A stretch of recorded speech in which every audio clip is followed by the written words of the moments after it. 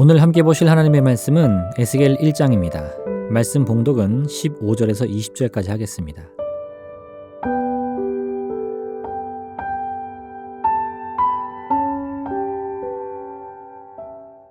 내가 그 생물들을 보니 그 생물들 곁에 있는 땅 위에 있는 바퀴가 있는데 그 네 얼굴을 따라 하나씩 있고 그 바퀴의 모양과 그 구조는 황옥같이 보이는데 그 넷은 똑같은 모양을 가지고 있으며 그들의 모양과 구조는 바퀴 안에 바퀴가 있는 것 같으며 그들이 갈 때에는 사방으로 향한 대로 돌이키지 아니하고 가며 그 둘레는 높고 무서우며 그 네 둘레로 돌아가면서 눈이 가득하며 그 생물들이 갈 때에 바퀴들도 그 곁에서 가고 그 생물들이 땅에서 들릴 때에 바퀴들도 들려서 영이 어떤 쪽으로 가면 생물들도 영이 가려고 하는 곳으로 가고 바퀴들도 그 곁에서 들리니 이는 생물의 영이 그 바퀴들 가운데 있음이니라. 아멘.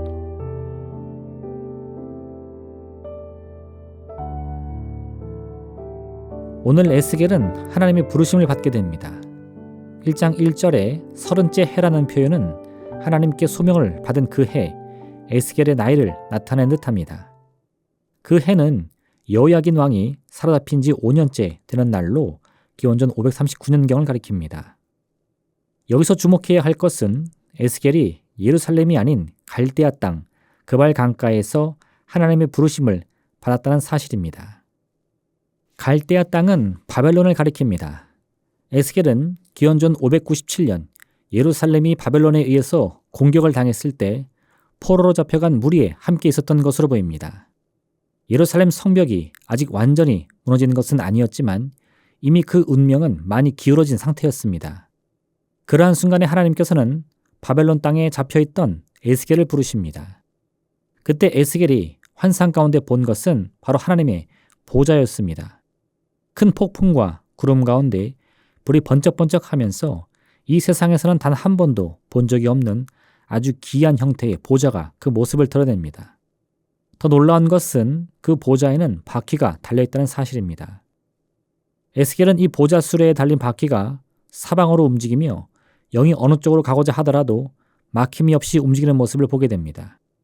즉 이 바퀴는 하나님께서 앉으신 보좌가 어느 한 곳에 고정된 것이 아니라 하나님께서 원하시는 곳은 어디든 갈 수 있다는 사실을 알려줍니다.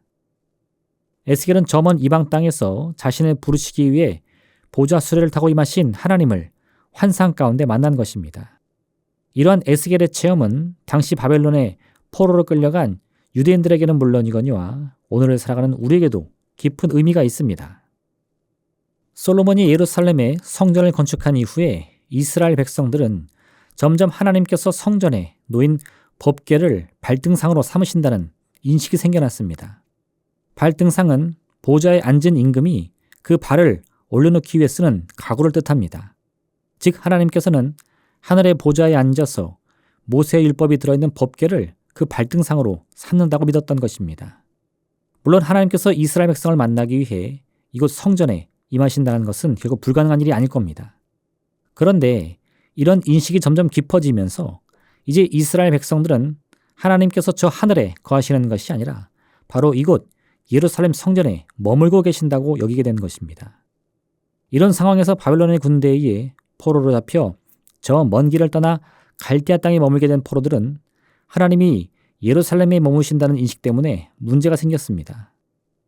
하나님께서 예루살렘 성전에 거하신다면 이곳 갈대아의 땅에서는 하나님을 만날 방법이 없었기 때문입니다. 포로민들은 자신들이 버림을 받았다고 느낀 것입니다. 그러한 때에 하나님께서는 갈대아 땅에 있던 에스겔을 직접 부르십니다. 그리고 그에게 바퀴가 달려 사방 어디든 다닐 수 있는 보좌 수레의 모습을 보여주십니다. 무엇 때문일까요? 에스겔을 포함하여 이스라엘 백성들이 갈대아의 땅에 있다고 하더라도 하나님께서는 능히 그들을 만나러 오실 수 있음을 깨닫게 해주기 위함이었습니다. 우리는 종종 하나님을 자신의 기대와 생각 안에 가두는 경향이 있습니다. 우리가 보지 못하고 우리가 깨닫지 못한 영역에는 하나님도 어찌할 수 없다고 생각하는 것입니다.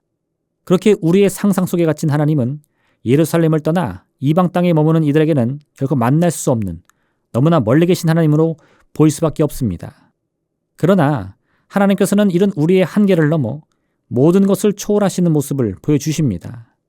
공간의 한계는 물론이거니와 시간의 한계마저도 초월하여 우리 운명의 진정한 주관자가 누구인지를 분명하게 알려주십니다. 여호수아가 이스라엘 백성을 이끌 때 그들은 기브온의 주민들에게 속아 화친의 조약을 맺게 됩니다.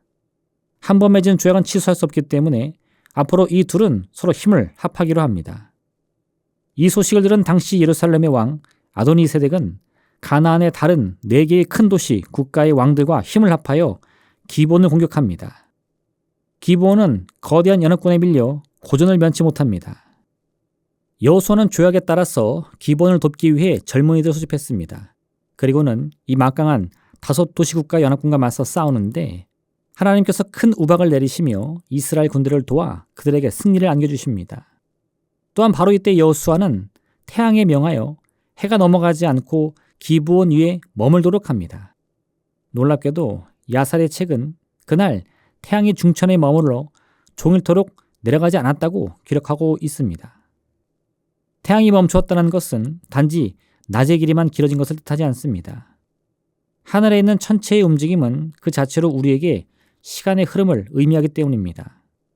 즉 여호수아는 태양을 멈춤으로 시간의 제약을 넘어서는 하나님의 초월적인 권능을 우리에게 보여준 것입니다. 이처럼 성경은 하나님의 권능이야말로 곧 세상의 모든 법칙과 한계를 능히 넘어서는 초월적인 힘인 것을 늘 증거합니다. 시간과 공간은 물론 생명의 생성과 소멸까지도 모두 하나님의 주권 하에 놓여 있는 것입니다. 이 사실은 곧 우리가 구할 모든 기도의 제목들 중 하나님 앞에 구하지 못할 것이 없음을 의미하고 있는 것입니다. 예수께서 이르시되 할 수 있거든이 무슨 말이냐? 믿는 자에게는 능히 하지 못할 일이 없느니라. 하나님의 손이 짧아 우리를 구원하지 못하심이 아닙니다.